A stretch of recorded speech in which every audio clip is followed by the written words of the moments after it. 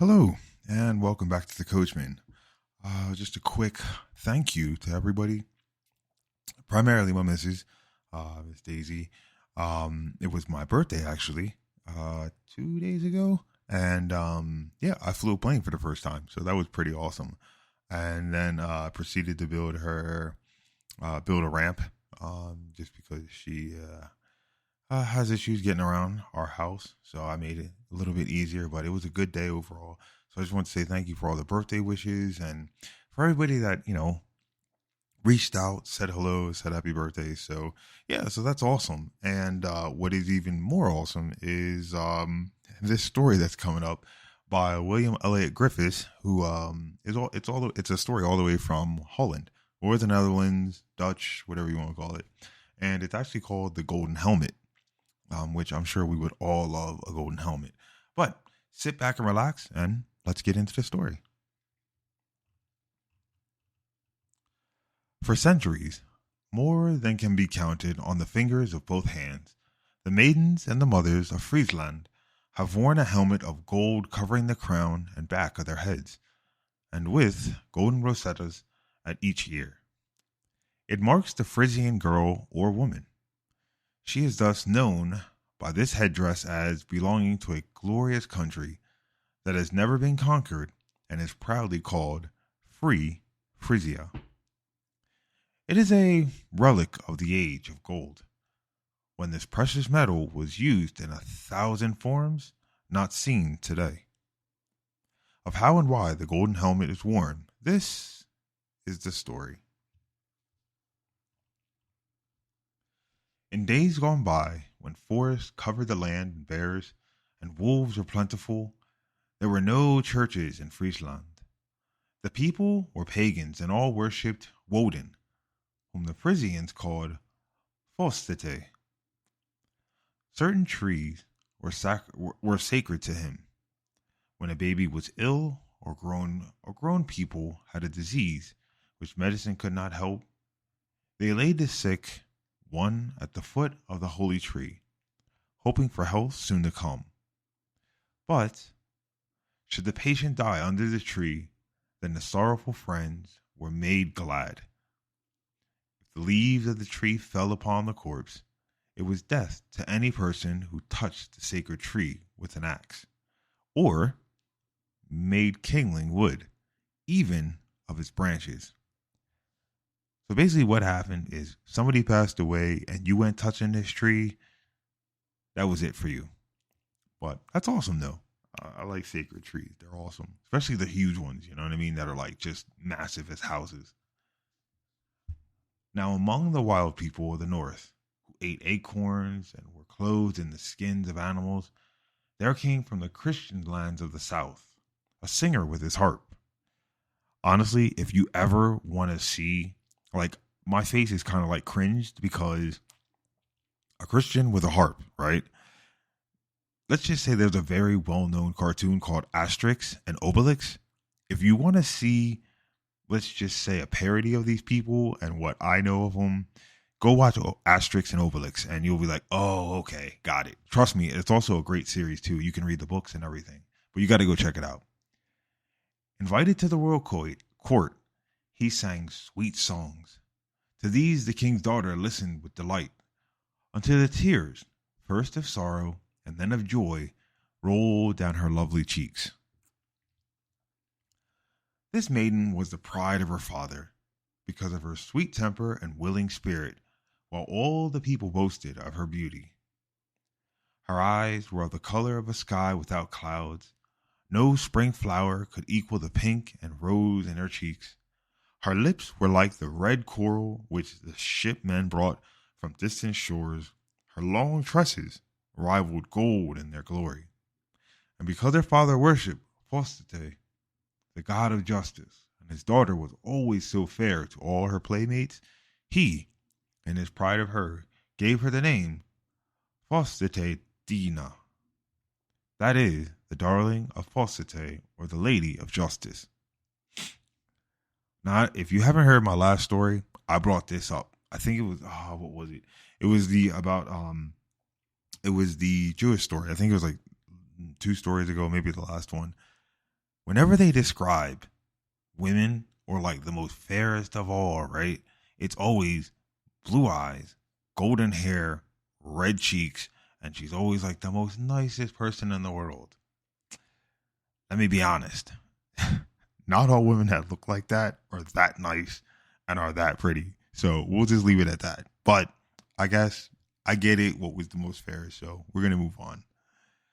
The singer from the South sang a new song. And when he played upon his harp, his music was apt to be soft and low, sometimes sad, even, and often appealing.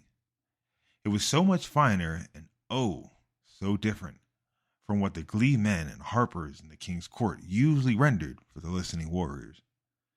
Instead of being about fighting and battle, or the hunting of wolves and bears, of stags and the aurochs, it was of healing the sick and healing the weak. In place of battles and the exploits of warlords, sorry, lost my place real quick. uh, in fighting and killing Danes, the harper's whole story was of other things and about gentle people. He sang neither of war nor of the chase, nor of fighting gods, nor of the storm maidens that carry up to the sky, and into the hall of Woden the souls of the slain on the battlefield. The singer sang of loving Father in heaven, who sent his dear Son to earth to live and die, that men might be saved.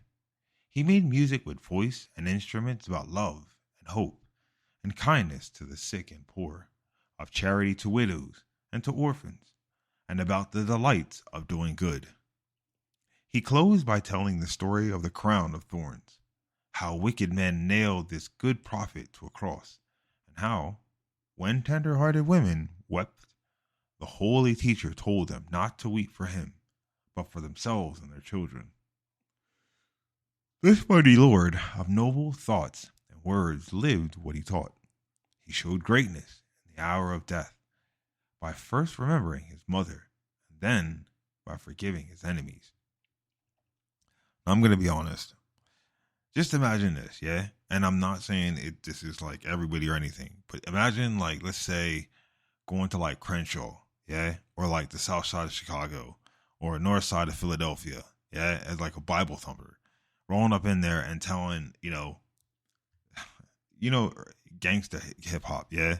And you're trying to go into like, let's say, I don't know, some drug lord's den talking about like, oh my God, listen to this song.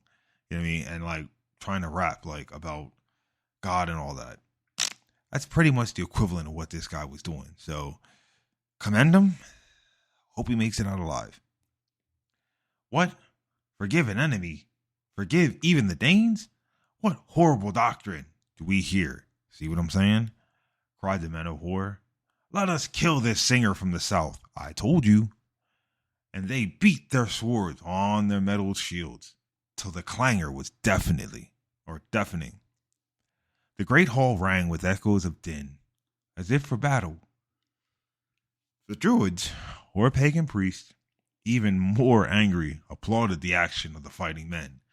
See, you know it's bad when you have a bunch of priests, right? Cheering on like, yo, let's go get this fool. Not good. But Faustadina rushed forward to shield the harper, and her long golden hair covered him. No, said the king to his warriors, this man is my guest. I invited him, and he shall be safe here. Sullen and bitter in their hearts, both priest and warmen left the hall, breathing out revenge and feeling bound to kill the singer. Soon all were quiet in slumber, for the hour was late. Why were the pagan followers of the king so angry with the singer? The answer to this question is a story in itself. So basically, when there's a story inside of a story, like, yeah, that means that stuff was thick. You know what I'm saying? That was thick. Only 3 days before, a party of Christian Danes had been taken prisoners in the forest. They had come peaceably and without arms into the country, for they wanted to tell the Frisians about the new religion which they had themselves received. In the cold night air, they had unwittingly cut off some of the dead branches of a tree sacred to the god Fosite to kindle a fire. Just remember what happens to people that cut off this, forsaken tree. That means end all be all for you. A spy who had closely watched them ran and told his chief. Now the Christian Danes were prisoners and would be given to the hungry wolves to be torn to pieces. That was the law concerning sacrilege against the trees of the gods.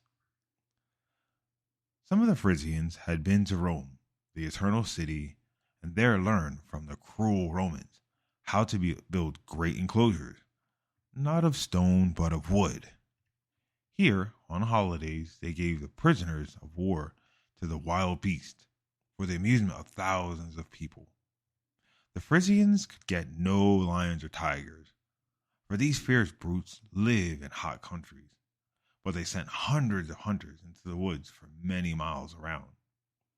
These bold fellows drove the deers, bears, wolves, and the aurochs within an ever-narrowing circle towards the pits. Into these, dug deep in the ground and covered with branches and leaves, the animals fell down and were hauled out with ropes. The deer were kept for their meat, but the bears and wolves were shut up in pens facing the great enclosure. When maddened with hunger, these ravenous beasts of prey were to be let loose on the Christian Danes. Several aurochs, made furious by goaded with pointed sticks or pricked by spears, were to rush out and trample the poor victims to death. Henceforth, you mess with this tree and you get paws put on you, not by humans, but definitely by some animals and other things. The heart of the beautiful Faustadine, who had heard the songs of the singer of faith in the one God and love for his creatures, was deeply touched. She resolved to set the captives free. Being a king's daughter, she was brave as a man. So at midnight, calling a trusty maidservant, she, with the horn lantern, went out secretly to the prison pen. She unbolted the door, and in the name of their God and hers, she bade the prisoners return to their native country. Now, I'm going to be straight up and honest. What made it worse was not only that it was the princess, letting go these dudes that were sacrilegious, but it was the thing that, like, all right, it's the king. I mean, like, you don't go against him. You don't go against your people, but I guess she was just like, I mean, brave or not, I was like, not the greatest move, but hey, I guess she was touched. Just felt the spirit. How the wolves in the pen did roar when on the night breeze they sniffed the presence of a newcomer. They hoped for food, but got none. The next morning, when the crowd assembled, but found that they were to be cheated of their bloody sport, they raged and howled, coming to the king that demanded his daughter's punishment. The pagan priest declared that the gods had been insulted and that their anger would fall on the whole tribe because of the injury done to their sacred tree. The hunters swore they would invade the Danes' land and burn all their churches. Faustadine was summoned before the council of the priests, who were to decide on the punishment due her. Being a king's daughter, they could not put her to death by throwing her to the wolves. Even as the white-bearded high priest spoke, the beautiful girl heard the fierce creatures howling until her blood curdled. But she was brave and would not recant. In vain they threatened the maiden and invoked the wrath of the gods upon her. Bravely she declared that she would suffer, as her lord did, rather than deny him. So be it, cried the high priest, your own words or your sentence. You shall wear a crown of thorns. Faustadine was dismissed. Then the old men sat long in brooding over what should be done. They feared the gods, but were afraid also to provoke their ruler to wrath. They finally decided that the maiden's life should be spared, but that for a whole day, from sunrise to sunset, she should stand in the marketplace with a crown of sharp thorns pressed down hard upon her head. The crowd should be allowed to revile her for being a Christian, and none be punished. But no vile language was allowed to be was to be allowed, or stones or sticks were to be thrown at her. Yo, she got stupid lucky. Like I've seen it. Like no joke, when I went to Finland, I've seen where like these squares where you can get like stoned and all that, and I mean they're pretty decently big. Where you can just, I mean, literally somebody can chuck like a rock from like 40 yards away, and it's just like, all right, there ain't nothing you can do. You're just sitting there in the middle. So she got lucky. Fostadine refused to beg for mercy and bravely faced the ordeal. She dressed herself in white garments made from the does and fawns, free creatures of the forest, and unbound her golden tresses. Then she walked with a firm step to the center of the marketplace. I swear, man, these blonde-haired, blue-eyed, white-dressed little like girls or whatever, they were like just the it thing of like, you know, the Renaissance age. I don't know what it is, but okay. Just gonna let that be. Bring the thorn crown for the blasphemer of Fostate, cried the high priest. This given to him, the daughters kneeled. The king's daughter kneeled, and the angry old man, his eyes blazing like fire, pressed the sharp thorn slowly down and hard upon the maiden's brow. Quickly, the red blood trickled down her gown, or down her golden hair and face. Then in long, narrow lines of red, the drops fell until the crimson stains were seen over the back, front, and sides of her white garments. But without wincing, the brave girl stood up, and all day long, while the crowd howled, "The daughter of their gods," and rough fellows jeered at her, Fostadine was silent and patient, like her great example. Inwardly, she prayed the Father of all to pardon and forgive.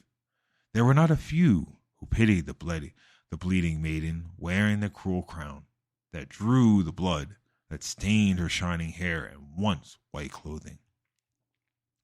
Years passed by, and a great change came over land and people. The very scars of Fostadine's forehead softened the hearts of the people. Thousands of them heard the words of the good missionaries. Churches arose, on which had seen the shining cross. Idols were abolished, and the trees, once sacred to the old gods, were cut down. Meadows, rich with cows, smiled where wolves had roamed. The changes, even in 10 years, were like those in a fairy tale. Best of all, a Christian prince from the south, grandson of Charlemagne, fell in love with Fostadine, now queen of the country. He sought her hand and won her heart, and the date for the marriage was fixed. It was a great day for free Frisia. The wedding was to be in a new church, built on the very spot where Fostadine had stood, in pain and sorrow, when the crown of thorns was pressed upon her brow. In the morning, a bevy of pretty maidens, all dressed in white, came in procession to the palace. One of them bore in her hands a golden crown, with plates coming down over the forehead and temples. It was made in such a way that, like a helmet, it had completely covered and concealed the scars of the sovereign lady. So Fostadine was married, with the golden helmet on her head, but which, asked some, was the more glorious, her long tresses floating down her back, or the shining crown above it? Few could be sure in making answers. Instead of a choir singing hymns, the harper who had once played in the king's hall, now an older man, had been summoned with his harp to sing in solo. In joyous spirits, he rendered into the sweet Frisian tongue 2 tributes in song to the crowned and glorified Lord of all. One praised the young guest at the wedding at Cana, friend of man, who turned water into wine. The other, the great captain of our salvation, who in full manly strength suffered thorn crowned for us all. Then the solemn silence that followed the song was broken by the bride's coming out of the church. Though by herself alone, without an adornment, Faustadine was a vision of beauty. Her head covering looked so pretty, and the golden helmet was so becoming that other maidens also, when betrothed, wished to wear it. It became the fashion for Christian brides on their wedding days to put on this glorified crown of thorns. All the jewelers approved of the new bridal headdress, and in time this golden ornament was worn in Friesland every day. Thus, it has come to pass that the Frisian helmet, which is the glorified crown of thorns, is, in one form or another, worn even in our day. When Faustadine's first child, a boy, was born, the happy parents named him William, which is only another word for gild helm. Out from this northern region and into all the 17 provinces of the Netherlands, the custom spread. In one way or another, one can discern, in the headdresses or costumes of the Dutch and Flemish women, the relics of ancient history. Sorry, that was me getting an email probably. When Her Majesty, the Dutch Queen, visits the Frisians in the old land in the north, which her fathers held so dear, she, out of compliment of free Frisian, wears the ancient costume surmounted by the golden helm. Those who know the origin of the name Wilhelmina read in it the true meaning, which is the sovereign lady of the golden helm. So, thank you very much for joining me. And if you want more stories, or if you want to go check out some, different stuff on a variety of platforms, you can head over. You can check out the Coachman, on like Spotify, on SoundCloud, and plenty of other platforms and whatnot. And if you want to make it the easiest way to find out where everything is, just head over because you can see it on YouTube as well. But the easiest way to see where everything is to head over to thecoachman.com. That's www.th3coachman.com, and you can go over there. You can see some of my blog posts. You can check out all the episodes, and there's actually links to where several other sites where either you can go over to Spotify, SoundCloud, or you can head over to YouTube as well. Just make sure you subscribe. And hey, honestly, if you know of any stories that are really cool that you're like, you know what, I want to hear this guy read, feel free to just send me a little message. I'll get to him and then just see what I can do. So until next time, you take care.